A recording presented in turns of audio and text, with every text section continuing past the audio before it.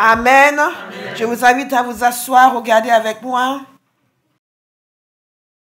1 Corinthiens 2, verset 12, nous avons déjà lu ces passages, Jean 14, 26 et Job 38. Merci beaucoup. Or, nous n'avons pas reçu l'esprit du monde, mais l'esprit qui vient de Dieu, afin de connaître les bienfaits que Dieu nous a donnés par sa grâce. Cette phrase est lourde de signification. Et il nous est révélé ici que le Saint-Esprit nous a été donné pour nous permettre de connaître quelque chose. Il y a une dimension de révélation, il y a une dimension de vérité, il y a une dimension de lumière. Pas uniquement de puissance pour être guéri, mais de lumière pour être guéri.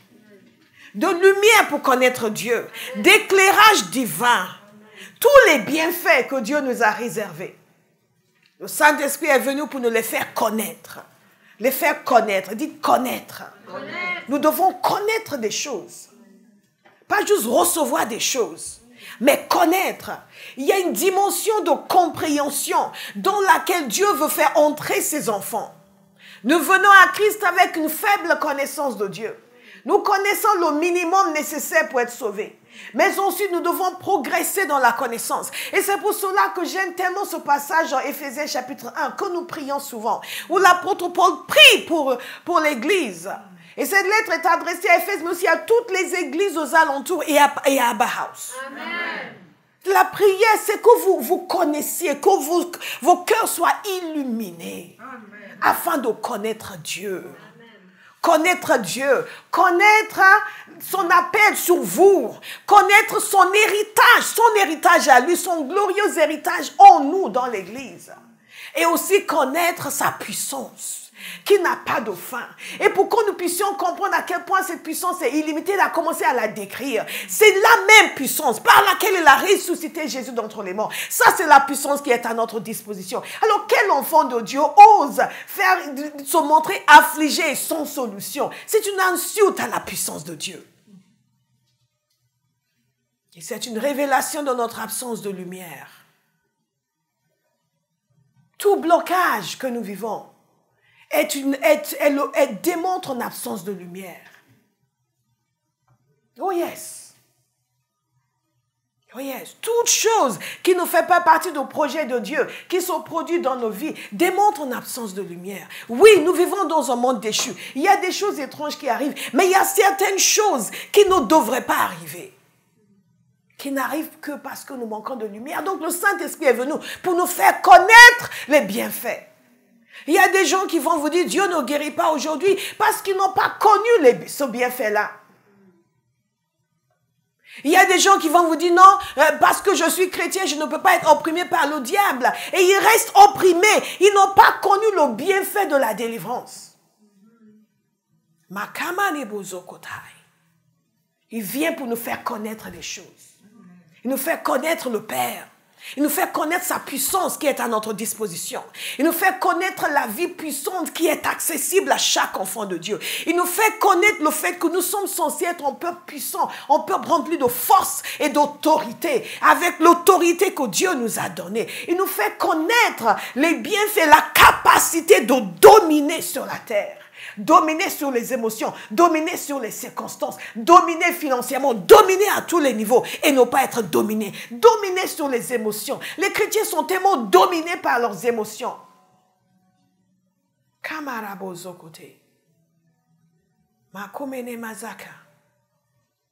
Et il nous fait connaître les bienfaits. Il nous fait connaître le sens de la croix. Il nous fait connaître la raison pour laquelle Jésus est venu nous chercher. Il nous fait connaître le fait que nous sommes passés de la force à la gloire. Il nous fait connaître l'amour du Père. Il nous fait connaître la bienveillance de Dieu. Il amène la lumière. Je reçois la lumière. Il nous fait connaître les choses que Dieu a prévues pour notre destinée. Il a fait connaître à Paul le fait qu'il se trompait complètement de chemin. Il était sur le chemin de la vie du pharisien, persécutant les chrétiens. Il lui a fait connaître, non, tu dois aller prêcher l'évangile. Cet évangile même que tu attaquais. Il a fait connaître à Pierre la révélation de la parole de Dieu qui lui a permis de se lever et commencer à prêcher ce que lui-même ne comprenait pas avant. Il nous fait connaître les bienfaits que le Père nous a donné par sa grâce. Et Dieu veut que nous soyons persuadés de notre ignorance pour que nous puissions chercher la connaissance.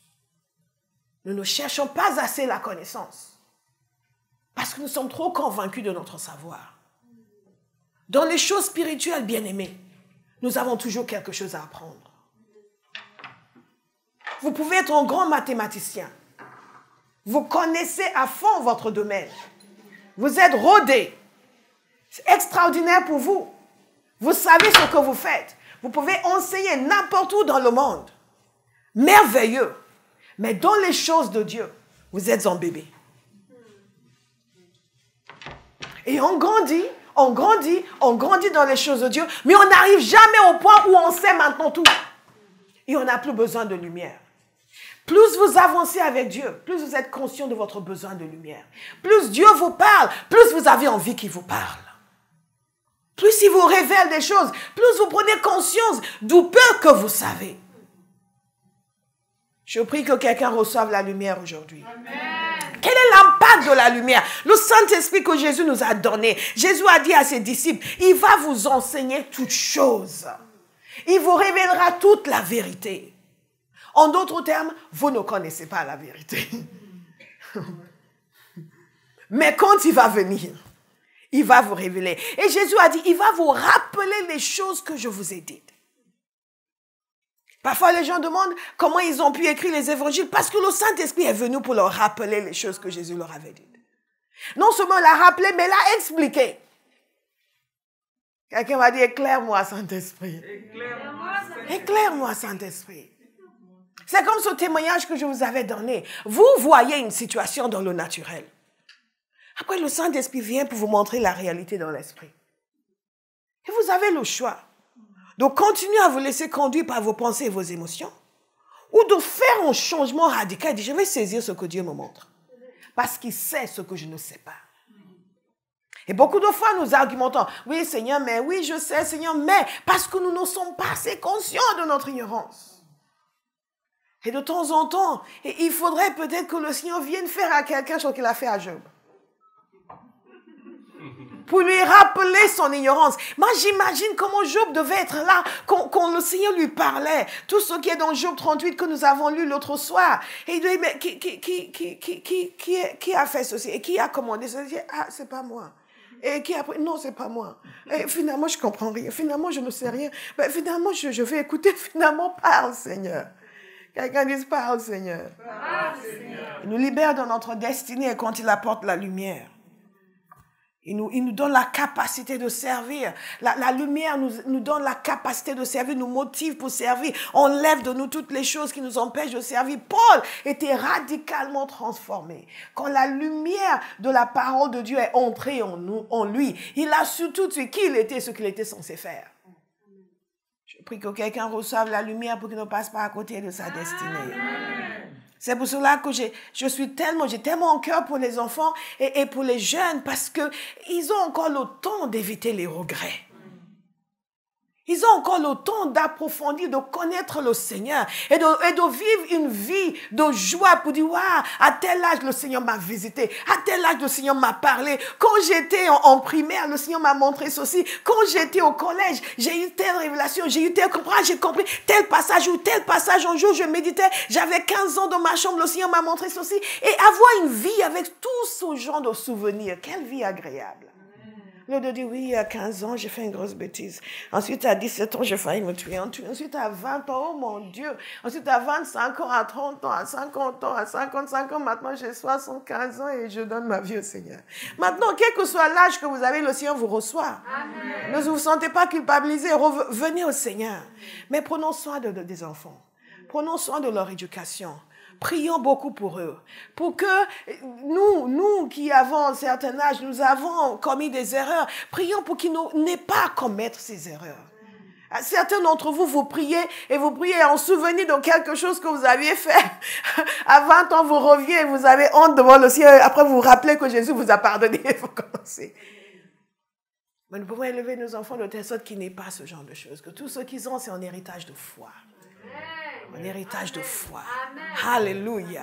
Surtout dans la génération où nous sommes. Surtout dans la génération où nous sommes. God is a good God. Mais quand la lumière vient nous établir dans la compréhension et dans la force. Et bien aimé, Proverbe 6, 23 nous dit ceci, en effet, le commandement est une lampe et l'enseignement une lumière. Et les avertissements de l'instruction sont le chemin de la vie. Le commandement est une lampe et l'enseignement une lumière. Voyez qu'il n'a pas dit l'enseignement est un fardeau ou l'enseignement est un poids. Où l'enseignement nous fatigue, mais c'est une lumière. Quand la parole de Dieu est enseignée, c'est la lumière qui est révélée. Quand nous méditons la parole de Dieu, c'est la lumière qui vient. Dieu nous ouvre les yeux spirituels pour contempler des choses spirituelles qui nous amènent au-delà des limites de la vie et du monde naturel. Et il nous amène à comprendre, à connaître, à voir des choses. Nous pouvons penser avoir une certaine connaissance. C'est le cas d'Apollos. Apollos avait une certaine connaissance. Je vous lis le passage. Regardez, Actes 18, verset 24. Un juif originaire d'Alexandrie, du nom d'Apollos, était arrivé à Éphèse. C'était un homme éloquent et versé dans les Écritures. Il était instruit quant à la voix du Seigneur et plein de ferveur. Donc, ce n'était pas la personne qui ne savait rien, qui ne connaissait rien, à qui vous devez montrer, regarde, je vais te montrer où se trouve la Genèse. Kabarebe. Et on dit, regardez, Apocalypse, c'est où? Et vous lui montrez Apocalypse. Non, ça, c'était un homme versé dans les Écritures. Ça doit nous donner beaucoup d'humilité. Il annonçait et enseignait avec exactitude ce qui concerne Jésus. Bien que nous connaissons que le baptême de Jean, il se mit à parler avec assurance dans la synagogue. Après l'avoir écouté, Aquilas et Priscille le prirent avec eux et lui exposaient plus exactement la voix de Dieu. Bien aimé, il faut que nous soyons enseignables. Peu importe ce que vous savez, vous avez toujours quelque chose à apprendre. Comme il voulait aller en Achaïe, les frères l'y encouragèrent et écrivirent aux disciples de lui faire bon accueil dès son arrivée. Maintenant, regardez la personne. Il savait certaines choses et il savait ce qu'il savait. Il pouvait parler avec exactitude, mais il lui manquait beaucoup de connaissances. Parce qu'il ne connaissait que le baptême des gens. Il ne connaissait pas la suite. Et il n'avait pas toute la révélation sur le Christ qu'il devait avoir. Et Aquila et Priscille l'ont pris à part, lui ont expliqué. Et cet homme, en dépit de tout son savoir, son éloquence, il était peut-être plus éloquent qu'Aquila et Priscille par ailleurs. Mais eux savaient ce qu'ils ne savaient pas. Il a écouté, il a reçu. Il a été éclairé. Mais par la suite, Dieu l'a utilisé puissamment. Bien aimé, il y a une saison où nous devons nous laisser enseigner. Quand on ne se laisse pas enseigner, on passe à côté des saisons où Dieu veut enseigner à travers nous. Il s'est laissé enseigner. Il aurait pu s'énerver, dire, mais comment, moi aussi je connais, vous m'avez vu parler, les gens étaient impressionnés. Comme nous faisons souvent. Et regardez ce qui s'est passé parce qu'il a été éclairé. Il s'est laissé éclairer. La parole de Dieu nous dit qu'il est allé ensuite en Achaïe et dès son arrivée, il se rendit par la grâce de Dieu très utile aux croyants. Il s'est rendu très utile. Parce qu'il s'est laissé éclairer, il s'est laissé enseigner. Par la suite, il pouvait être utile à l'église. Ah, God is a good God.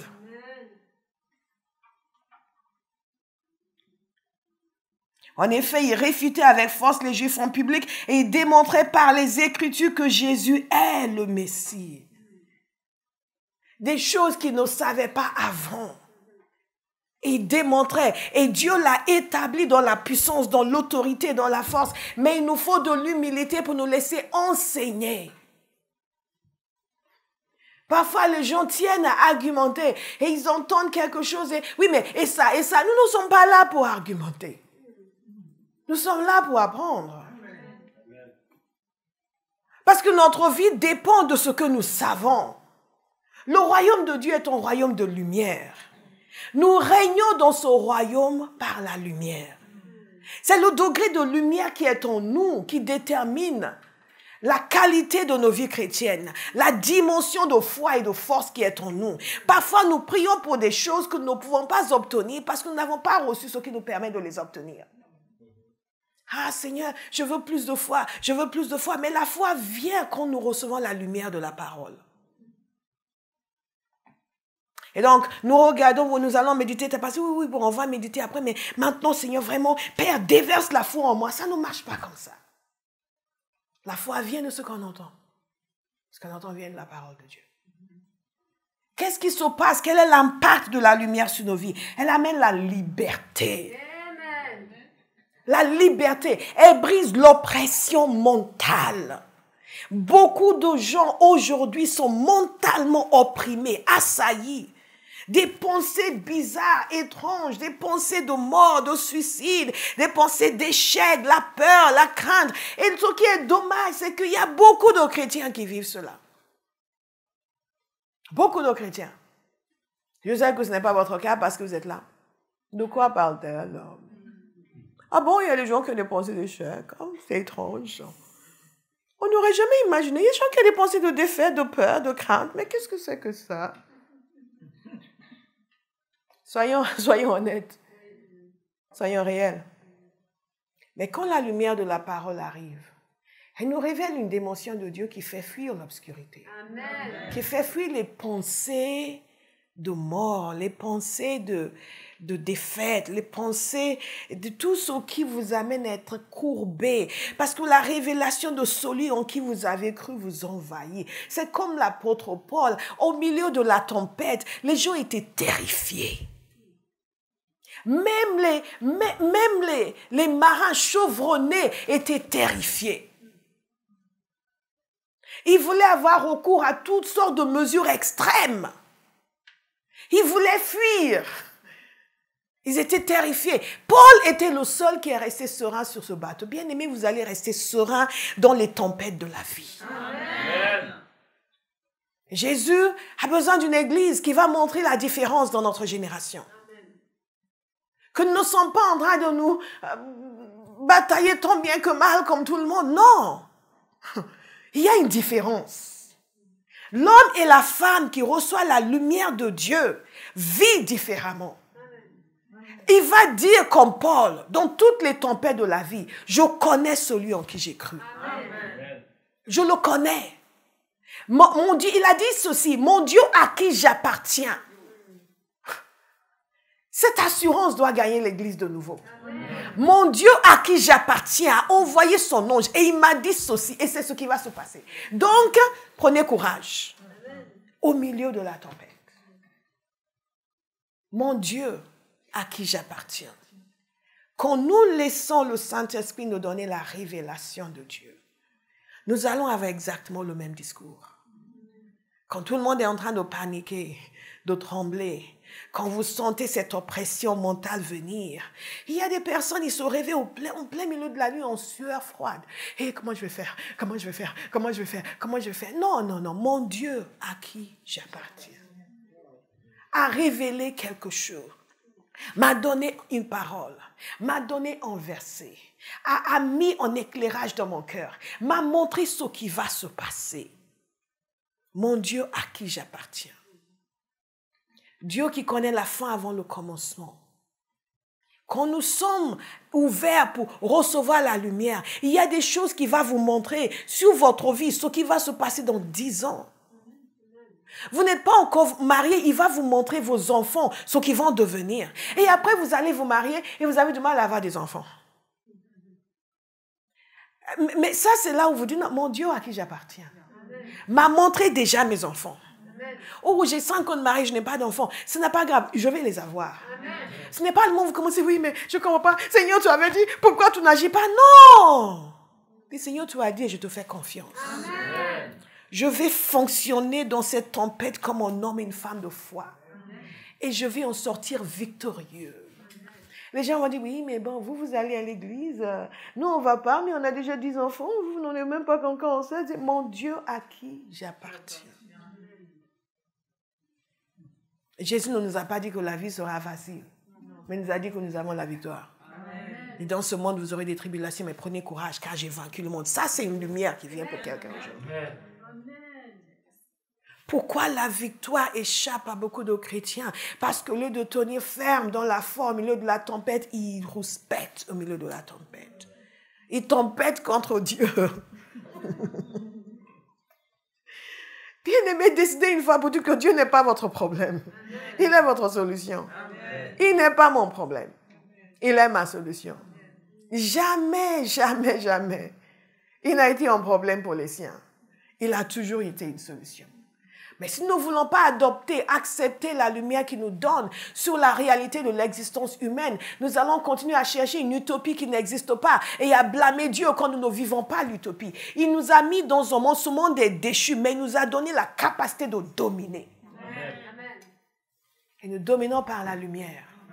Paul a dominé sur ce bateau par la lumière. Celui qui était le prisonnier est devenu le chef du bateau.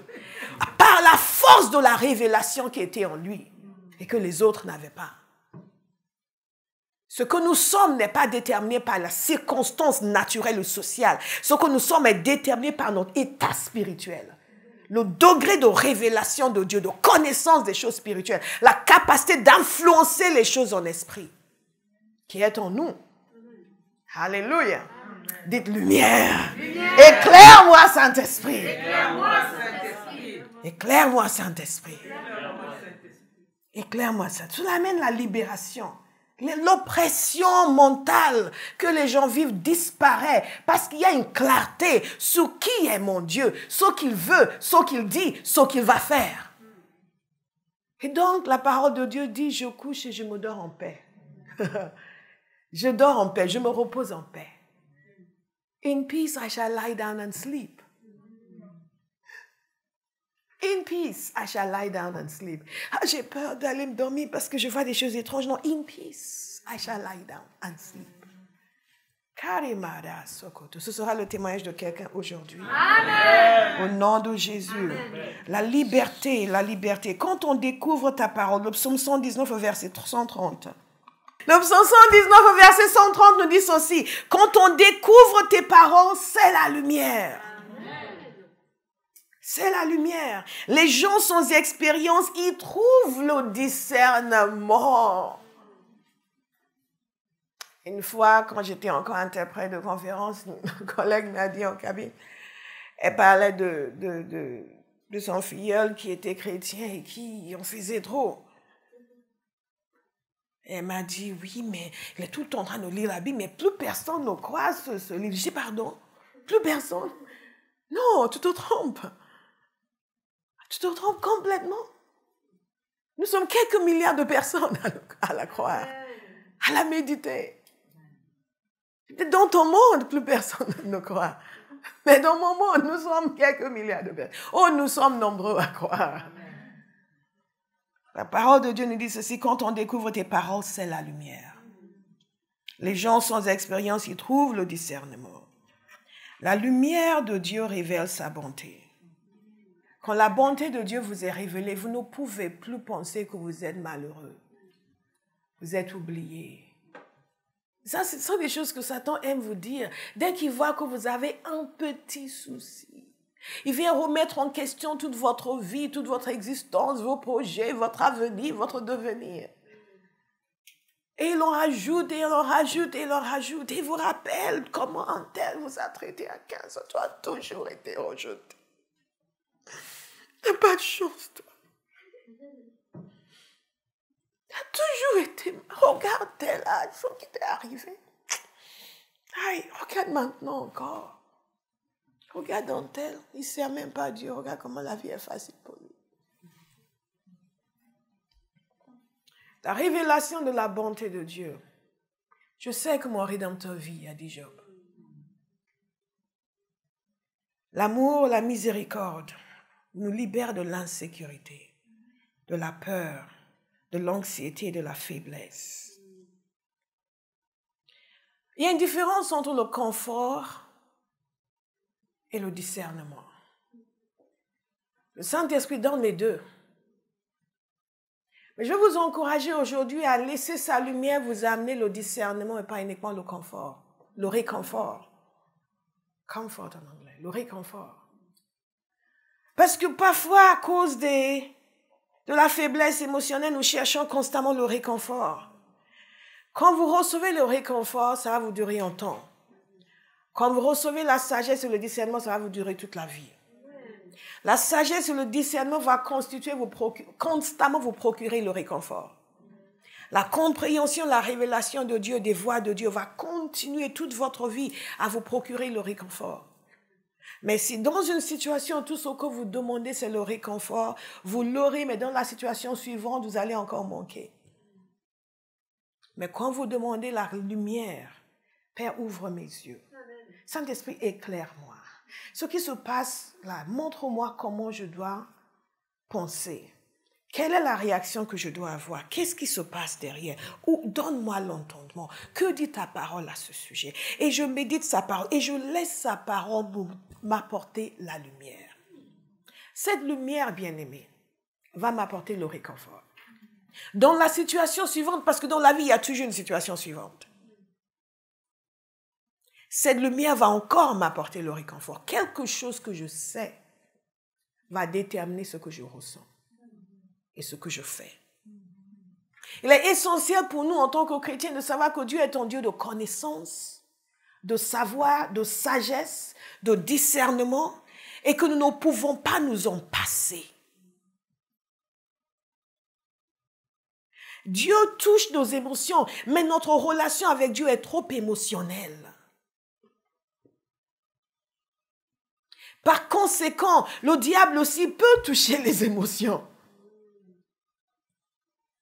Mais il ne peut pas nous donner la sagesse divine. Faites la différence entre le réconfort et la connaissance, la sagesse, le discernement spirituel, la capacité de comprendre. Quand nous avons la lumière, il y a un changement de mentalité. Ce que nous appelons en anglais mindset. La relation de cause à effet que nous avons à l'intérieur de nous est complètement transformée. Je suis attaqué, donc je suis malheureux. Non, je suis attaqué, mais je suis victorieux. Amen. Vous comprenez ce que je veux dire? J'ai des défis, donc je suis accablé. Non, j'ai des défis, donc je vais triompher. Amen. Un changement de mentalité qui n'est pas basé sur le fait que j'essaie moi-même de dire, et c'est les méthodes que les gens utilisent dans le monde, les discours de motivation. Non, ces choses-là, face à quelques circonstances, s'écroulent complètement. Nous sommes en train de parler de la révélation, de la connaissance de Dieu qui a fondé tout ce qui existe. Celui qui a la sagesse infinie, qui a la capacité d'accomplir ce qu'il dit. Ce qu'il dit, sa main l'accomplit. Nous ne sommes pas en train de parler de la force qui est dans un être humain. Nous parlons de la force qui vient de Dieu. Amen. Celui qui n'a aucune limite. Celui dont la puissance est infinie. Celui qui dit et a la capacité de faire. Et ma fille, là, au fond, elle a saisi ce que je dis toujours. Celui qui est Dieu et qui parle comme s'il était Dieu. Qui parle comme si rien ne lui était impossible. Parce que rien ne lui est impossible. Quand je comprends que ce Dieu-là est celui que je sers et que cette puissance que Paul a prié, que les Éphésiens comprennent, est réellement à ma disposition, il y a un changement de mentalité. Je commence à courir vers David, vers les défis au lieu de les fuir. Il y a une différence. Il avait la lumière, les autres pas. Il avait compris. Il avait compris qui il était. Il avait compris qui était son Dieu. Il avait compris que Dieu avait donné une promesse et que dans telle situation, c'est ce que Dieu va faire. Dans telle situation, c'est ce que Dieu va faire. Parfois, les chrétiens supplient le Seigneur, quémande son aide. Nous ne quémandons pas son aide. Nous demandons sur la base de sa promesse. Parce qu'il est un Dieu fidèle. Mais nous respectons ses principes et ses règles pour ne pas nous disqualifier. Nous prions sur la base de l'honneur de Dieu, de sa personne, de sa rigueur, son sérieux, sa fidélité, sa fiabilité. Mais cette révélation doit nous remplir. Nous avons, beaucoup d'entre nous, l'image d'un Dieu capricieux qui fait comme ils le sont, s'il se réveille bien aujourd'hui, ah, ça va aller. Vous savez, un peu comme les dieux grecs, capricieux. Non. Dieu a établi clairement dans sa parole ce qu'il est, ce qu'il veut et ce qu'il attend de nous. Et il tient parole. C'est pour cela qu'un jeune est arrivé au combat, il a regardé cette situation compliquée. Il a vu le géant qui était devant le peuple de Dieu. Il a vu tous ces grands généreux et ces grands sergents et tous ces hommes vaillants qui fuyaient. Il s'est dit, mais il y a quelque chose qui ne va pas. Ce n'est pas censé être comme ça. Je prie que vous soyez révoltés contre toute situation dans votre vie qui désobéit à la parole de Dieu. Amen. Parce que souvent la difficulté, c'est que notre seule réaction est émotionnelle. Ça va pas, Seigneur, viens m'aider. Dieu a compassion. Mais il y a quelque chose qui doit entrer en nous, où nous réagissons parce que nous sommes révoltés qu'une situation désobéisse à la volonté de Dieu. Nous prions pour la nation, nous évangélisons parce que nous sommes révoltés que notre génération soit rebelle envers Dieu. Et ça donne à ce point à la perversité, à tout ce qui est contraire à la volonté de Dieu. Pas parce que, oui, mon voisin me dérange, je vais prier qu'il soit converti, comme ça il va arrêter de me déranger. Non. Et Dieu donne l'autorité, la puissance et la victoire aux gens qui sont révoltés par ce qui lui déplaît. Pas uniquement par ce qui les dérange dans leur petite vie. Et David s'est tenu là, il s'est dit, mais qu'est-ce que c'est? Vous savez que David n'était pas personnellement en danger. Il n'était pas personnellement en danger. Goliath ne savait même pas qu'il existait. Et il n'était pas un soldat. Donc il n'était pas obligé d'aller à la guerre. Il est venu apporter des vivres à ses frères. Il pouvait juste apporter les vivres et dire, ouh, c'est chaud ici, je rentre chez moi, vite, vite. Quand forcément les chrétiens, dès qu'il y a un problème dans l'église, ouh là là, je vais changer d'église, je comprends ce qui se passe ici. Oh non, Dieu attend une génération nouvelle qui va se lever avec force et audace, qui va bâtir l'église dans cette nation. Amen. Il y aura de l'audace parce que nous savons qui est notre Dieu. Nous recevons la lumière au jour le jour. David n'était pas concerné. Mais il s'est levé. Dieu cherche des gens qui ne sont pas personnellement en danger, mis en cause, mais qui vont être révoltés contre l'état de notre société. Amen. Et qui vont dire, je vais prier, je vais faire ma part, ou là où Dieu me positionne, parce que les choses doivent changer. Amen. Mais nous devons sortir de cette dimension excessivement personnelle, personnalisée. Si je ne suis pas personnellement atteinte, même prier pour mon église, non, il faut que je prie pour moi. Et il a regardé, il a dit, ça c'est une violation de l'alliance. Nous sommes le peuple de Dieu, nous avons une alliance avec Dieu. Qui est ce Philistin qui va s'opposer à nous? Et il a dit, je vais à la guerre. Je vais réagir. Je vais réagir. Il y a une génération qui doit se lever en France pour dire, nous allons réagir. Amen. Cette obsession avec uniquement ma bénédiction personnelle doit changer. Nous recevons la lumière pour voir ce que Dieu voit. Comment est-ce que Dieu voit la nation? Comment est-ce que Dieu voit ma famille? Qu'est-ce qu'il attend de moi? Et il a dit, moi, je vais y aller. Je vais faire quelque chose. Et nous connaissons la suite de l'histoire. Mais avant cela, il fallait qu'il ait une révélation. Une révélation de Dieu.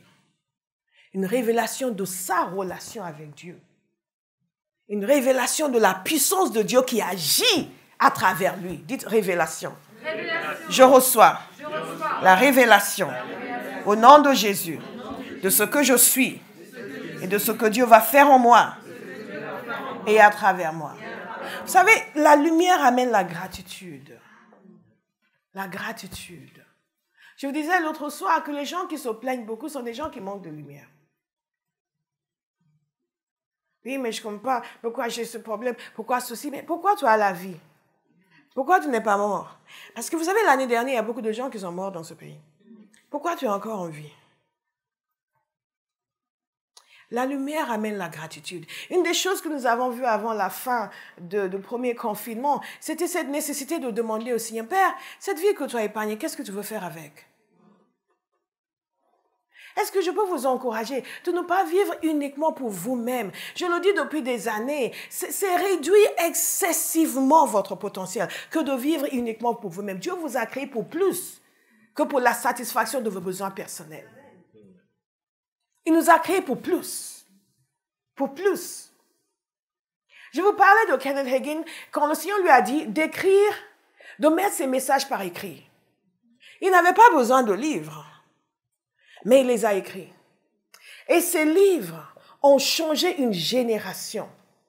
Dans beaucoup de continents, en Asie, en Afrique, il y a une nouvelle génération de chrétiens qui se sont levés, nés de nouveau. Quand j'étais à la fac, on a commencé à voir tous ces gens born again. C'était nouveau pour nous. Nous avons grandi dans des églises traditionnelles où c'était juste une affaire d'y aller le dimanche de temps en temps. Et à Noël, c'est sûr. Le Nouvel An, c'est sûr. J'ai chanté dans la chorale, mais à un moment donné, on avait d'autres idées sur la vie. Et tous ces gens ont commencé à naître de nouveau, ont commencé à lire des livres chrétiens. Jusqu'à l'âge de 18 ans.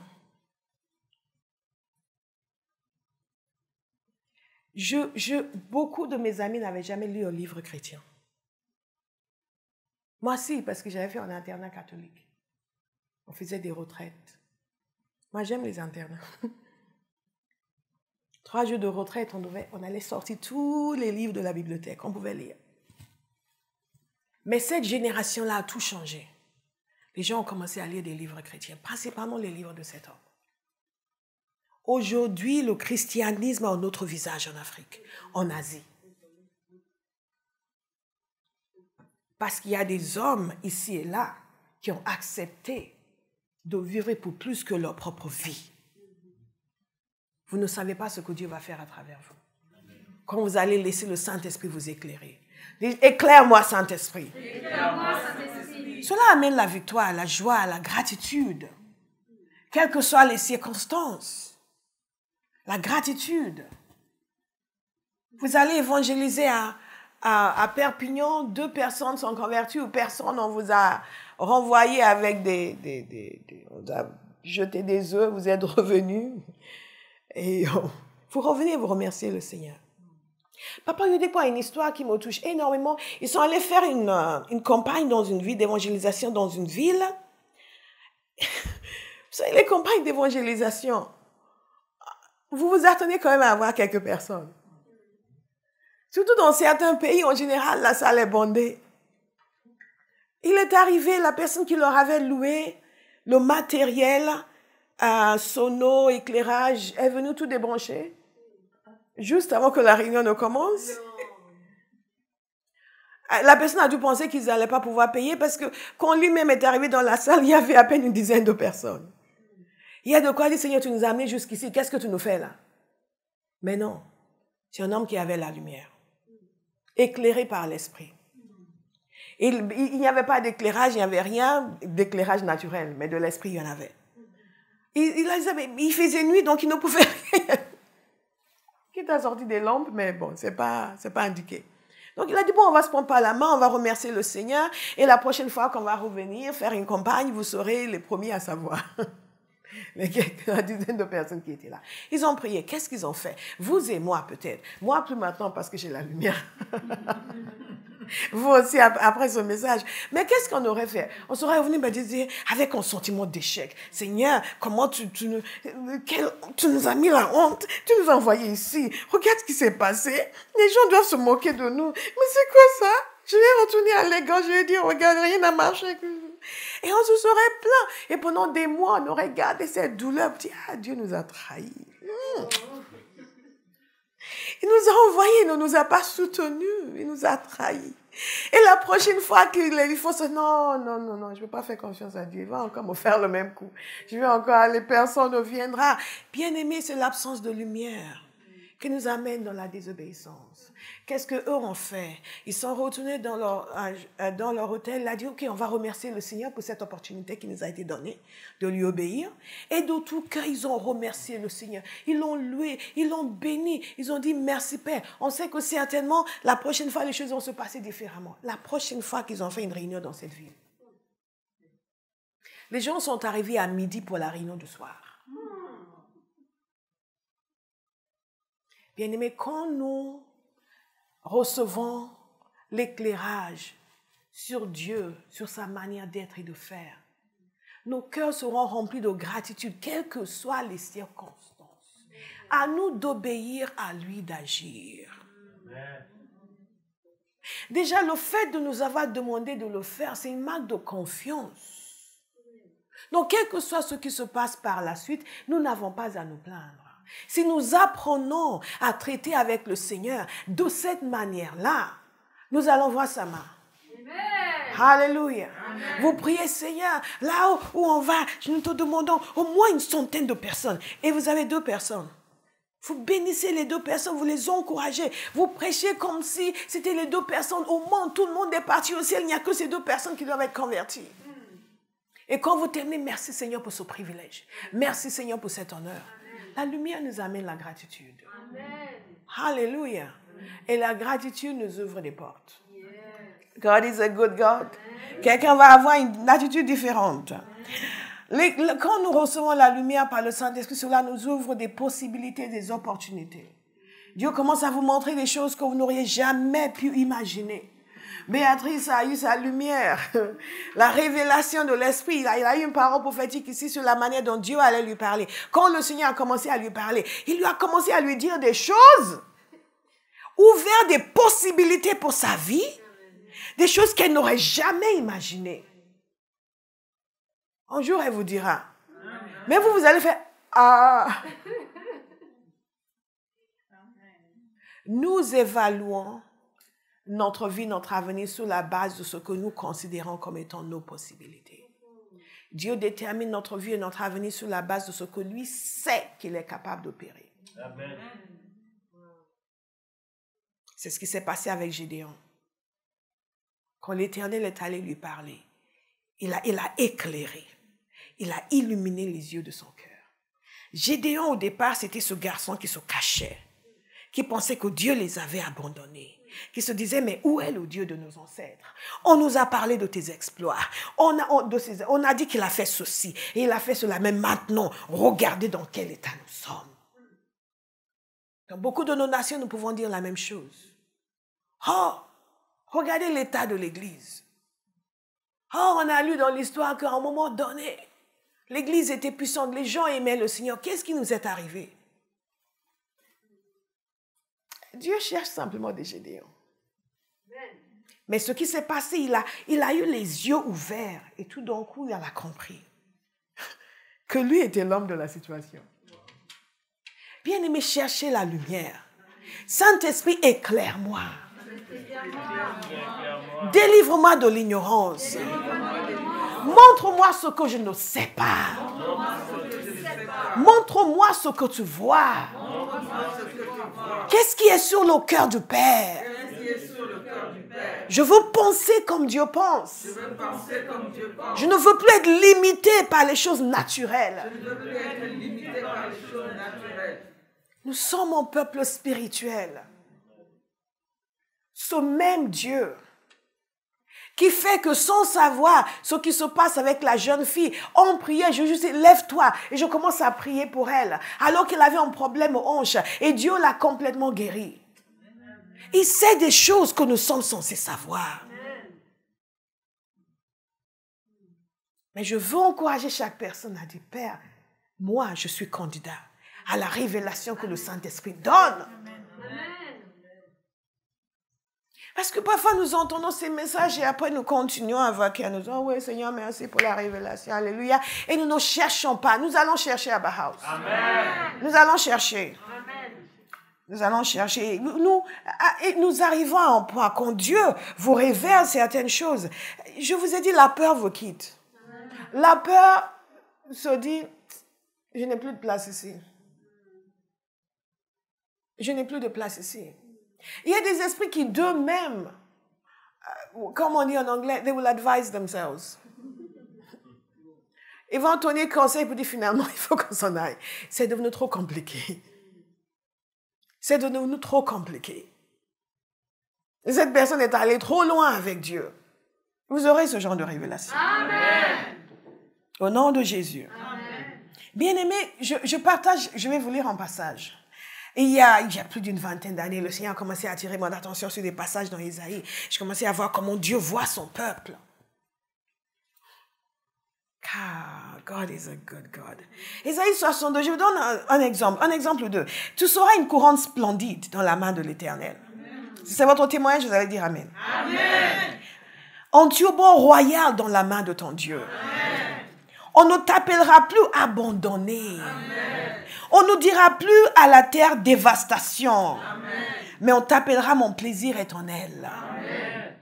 Et l'on appellera ta terre mariée. Amen. Car l'Éternel prend plaisir en toi et ta terre aura un mari. Amen. Tout comme un jeune homme épouse une jeune fille vieille, tes descendants deviendront pour toi pareils à des époux.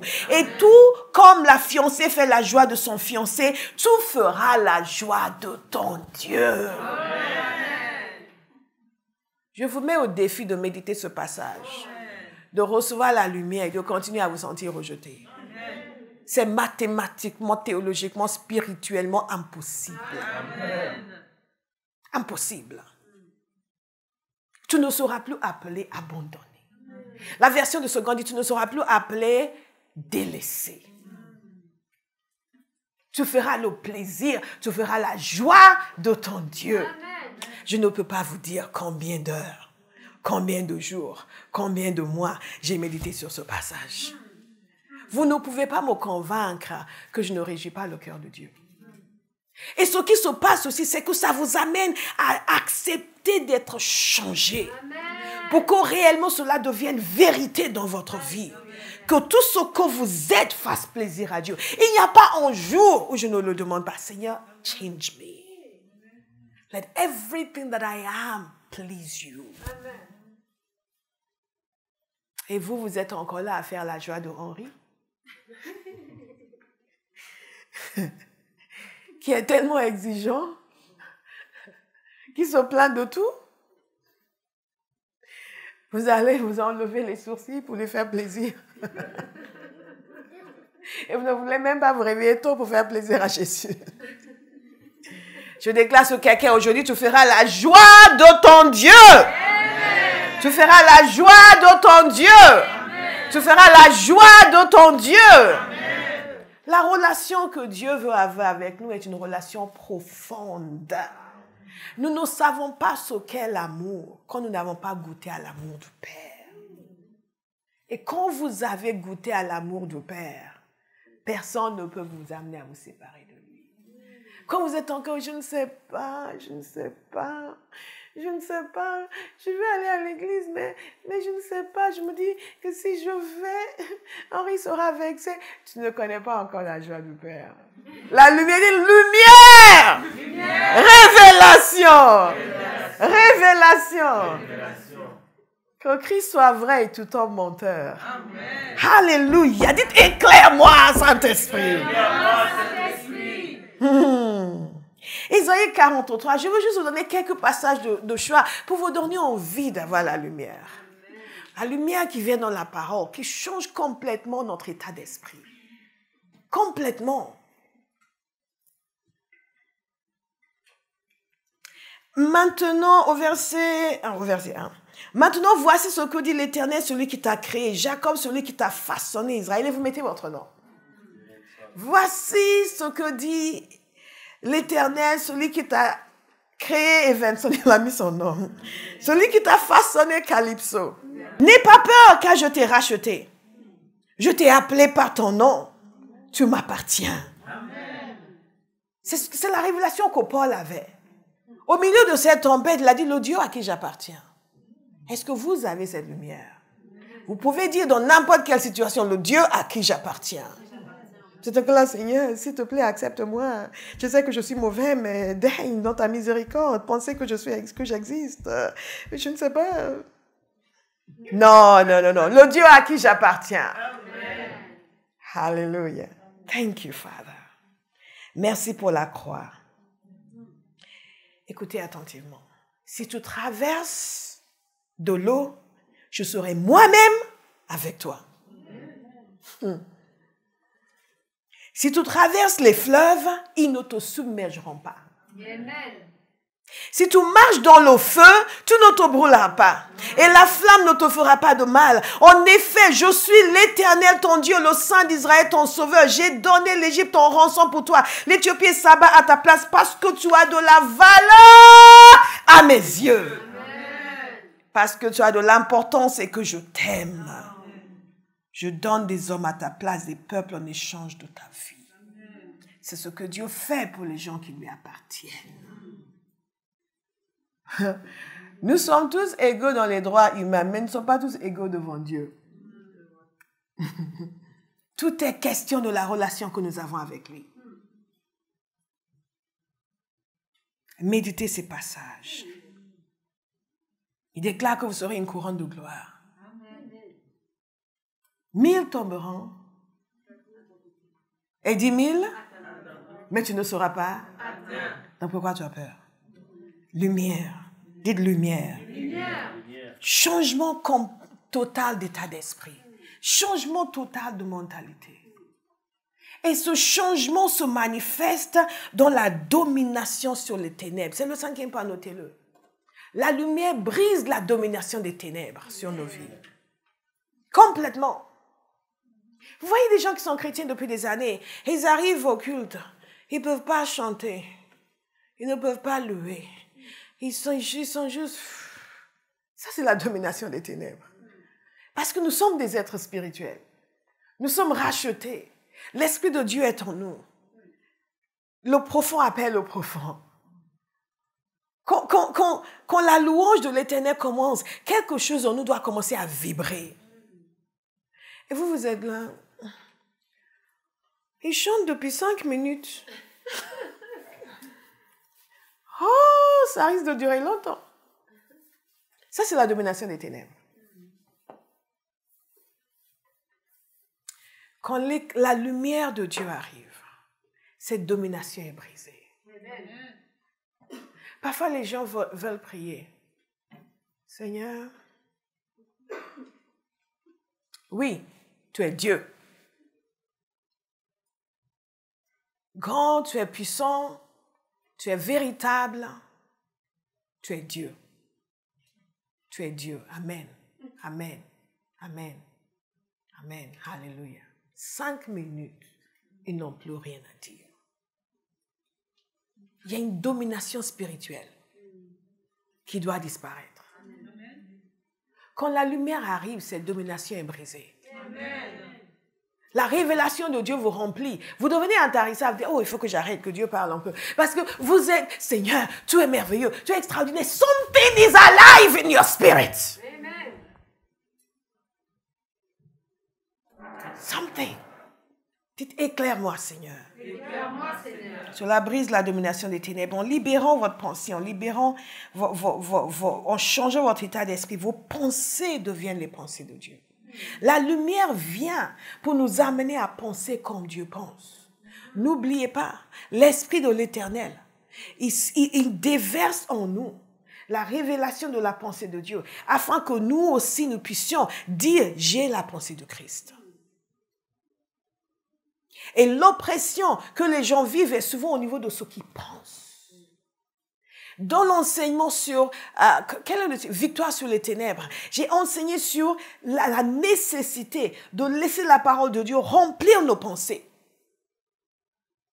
Quand vos pensées sont habitées par la parole de Dieu, vous avez la domination sur les ténèbres. Oh yes. Oh yes. Domination, non seulement la domination, non seulement vous êtes libérés de leur domination, mais vous avez la domination, la conviction, la révélation de la domination du Père, la révélation de la puissance infinie de Dieu, la révélation et la conviction absolue de la puissance de la croix, non seulement pour effacer les péchés, mais aussi le fait qu'il nous a ressuscités avec lui. Nous sommes assis avec lui dans les lieux célestes, au-dessus de toute principauté, toute puissance, tout nom qui peut se nommer. Quand vous en avez la conviction, vous êtes libre. La délivrance, ce n'est pas uniquement le fait que l'on prie pour vous et que quelque chose est chassé et que cela part. Ma fille qui est là, elle est là. Nous pouvons penser qu'elle a eu la domination sur les ténèbres quand je l'ai fait la délivrance, qui a duré plusieurs mois, n'est-ce pas? C'est fini, quelque chose se manifeste encore en chasse.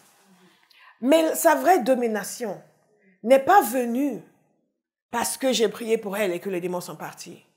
Sa vraie domination est venue quand elle a reçu la lumière. Quand elle a compris qu'elle n'a pas à se soumettre à ses esprits.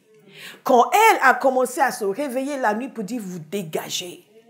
Amener le feu. Et je sais qu'elle le fait parce que j'ai entendu son fils prier.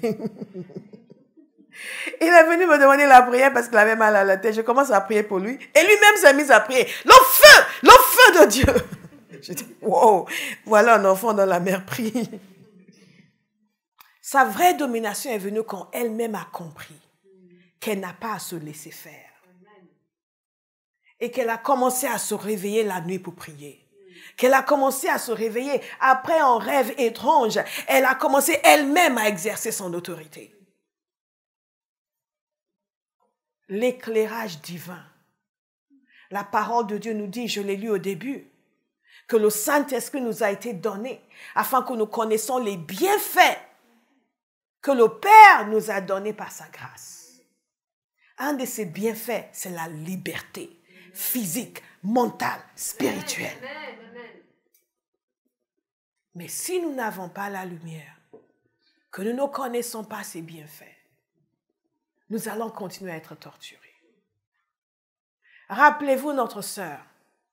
Pendant combien d'années elle était visitée la nuit? Non. Elle déjà, elle, c'était combien d'années? Tu sais de qui je parle? 33 ans. 33 ans. 33 ans.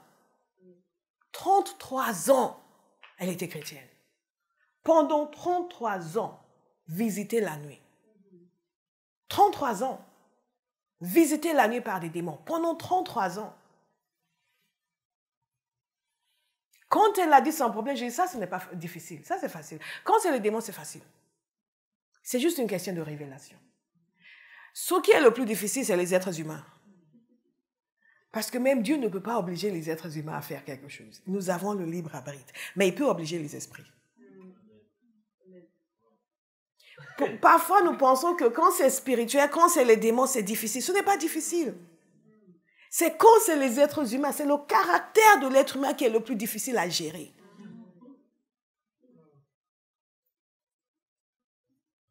Parce que l'être humain peut dire non à Dieu, mais aucun démon ne peut dire non à Dieu. Aucun. Ils ne peuvent même pas vous dire non à vous-même. Quand vous savez qui vous êtes en Christ. C'est ça l'éclairage. Dites éclaire-moi, Saint-Esprit. La lumière. La lumière. La lumière. La lumière. La lumière. C'est pour cela que dès lors où quelqu'un est coopératif, la délivrance est simple. Oui, mais mon père était ceci, mon père était dans telle société secrète. Ils ont versé de son l'année, ça n'a pas d'importance. Jésus a versé son sang. Amen. Ce n'est pas compliqué. 33 ans. Elle m'avait dit qu'elle avait parlé avec son pasteur de l'église où il allait et il lui a dit, on ne connaît pas ça. On ne connaît pas ça. Ce qui est dommage, c'est qu'en France, les gens qui sont dans l'occultisme, ils connaissent ça. Ils connaissent. Notre bien-aimé, dans son cas, avait visité en France des sorciers, des occultistes, pour avancer professionnellement. Ils lui ont communiqué des choses.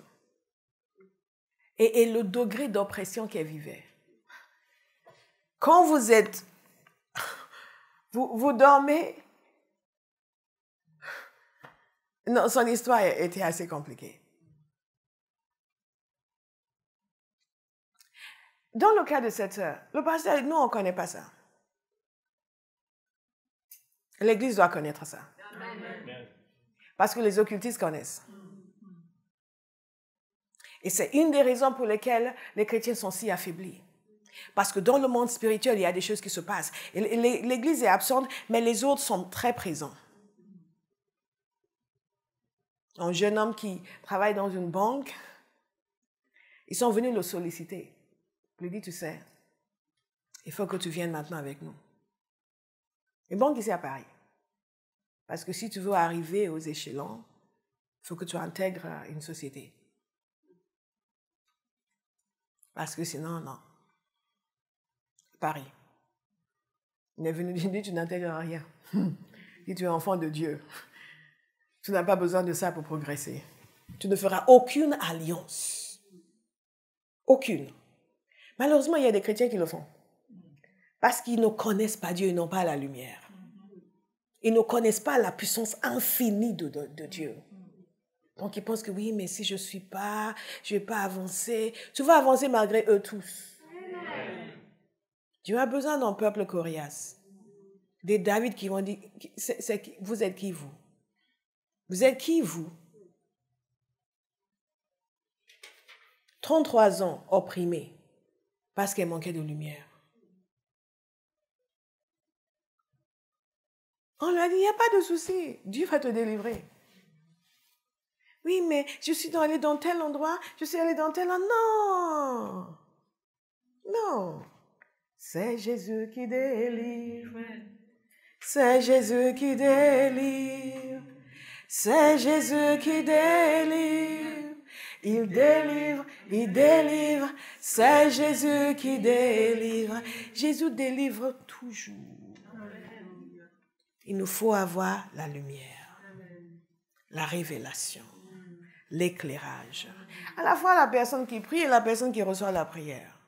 Mais vous arrivez à une dimension de compréhension que, avant même que ça ne devienne grave, vous réagissez. Ah non, non, non, get out.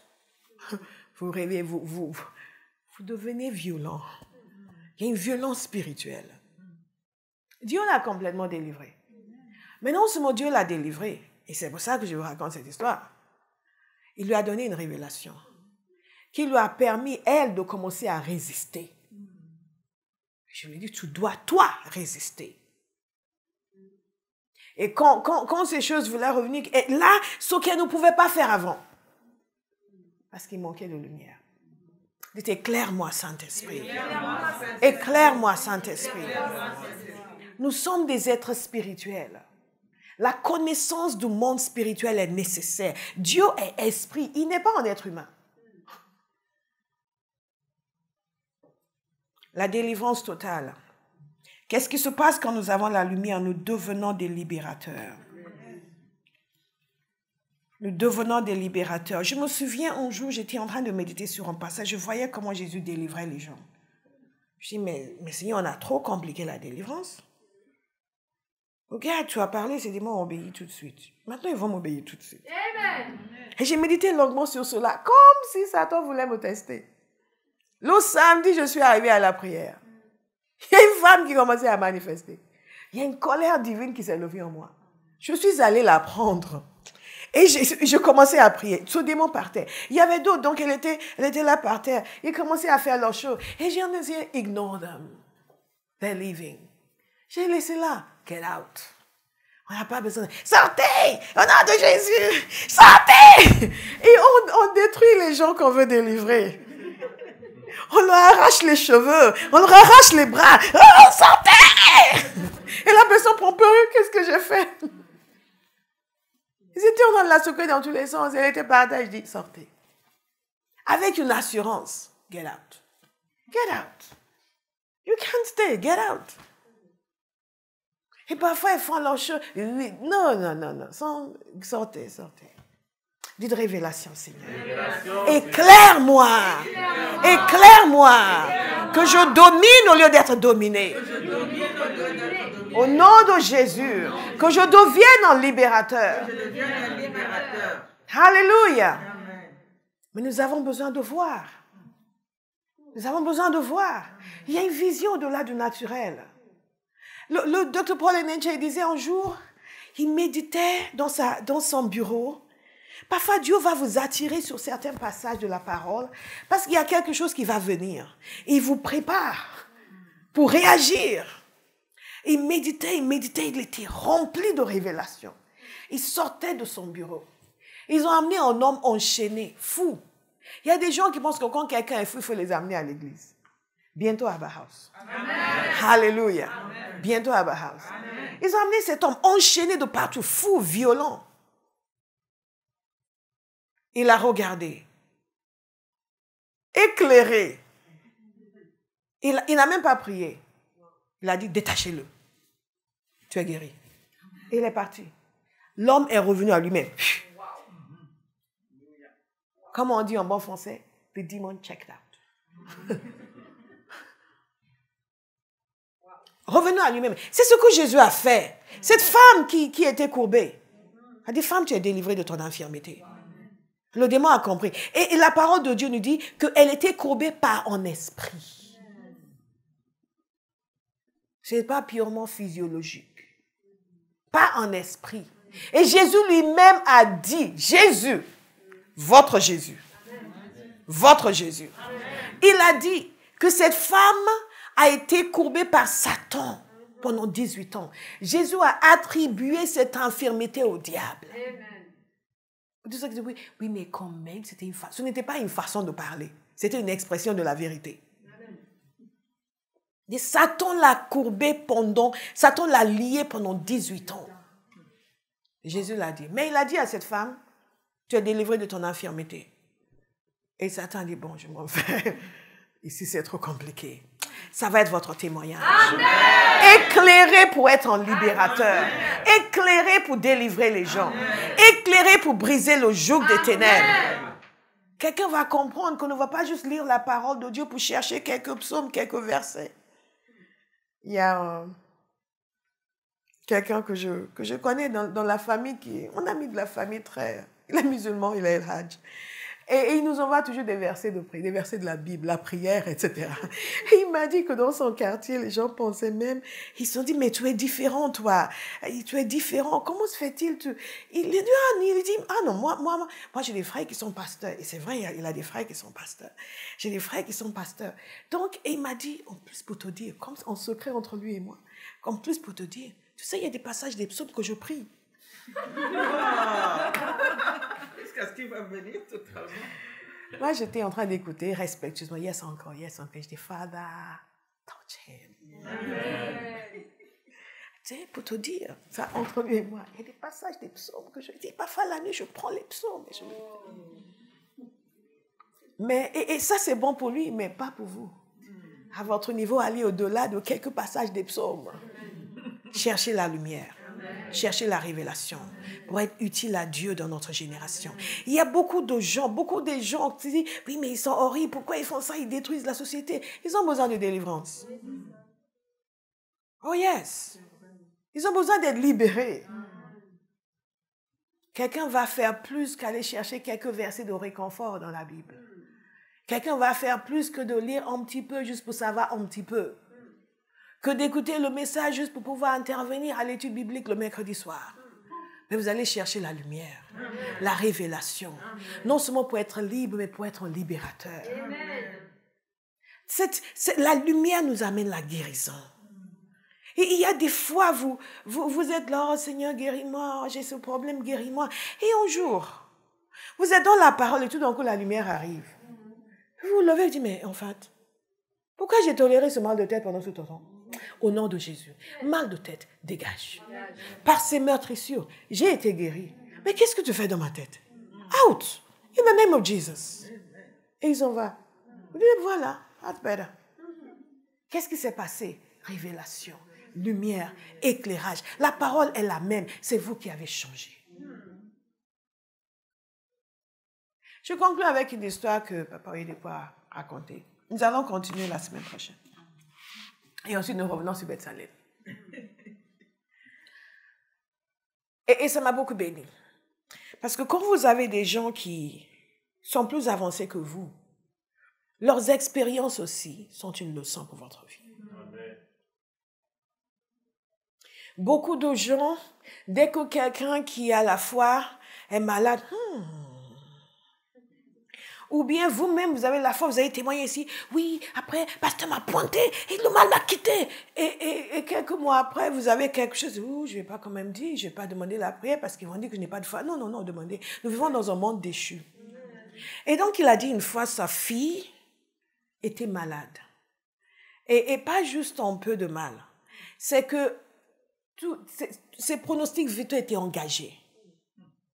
Et her body had broken down. Vous comprenez? On se disait, c'est fini. Et lui, il a demandé au Seigneur la lumière. Nous avons fait, Seigneur, je te sers. Tu vas tuer ma fille? Tu vas tuer ma fille? Qu'est-ce que les gens vont penser de toi? Seigneur, Seigneur, ce n'est pas juste. Je connais quelqu'un, il est païen et il est en vie. Et ma fille va mourir. Parce que nous voulons que Dieu tue tous les gens qui ne le connaissent pas et qui nous épargnent nous. Mais il a dit, Seigneur, donne-moi ta parole. Qu'est-ce que tu dis dans cette situation? Avec une rapidité, Dieu lui a donné 4 versets. 1, 2, 3, 4, paf, la lumière est venue. Il a envoyé ces versets aux gens qui étaient à l'hôpital. Il a dit, lisez ces versets sur elle. Bien aimé. Ils ont lu ces versets. Elle a été complètement guérie. Oh, il a dit ceci. Pas besoin que j'y aille. Pas besoin que j'y aille. Il a envoyé les versets. Pourquoi? La lumière. La lumière. Ce n'est pas juste, bon, on va chercher dans la concordance. Est-ce que ça fera l'affaire? Est-ce que ça fera l'affaire? C'est ce que vous avez médité avant.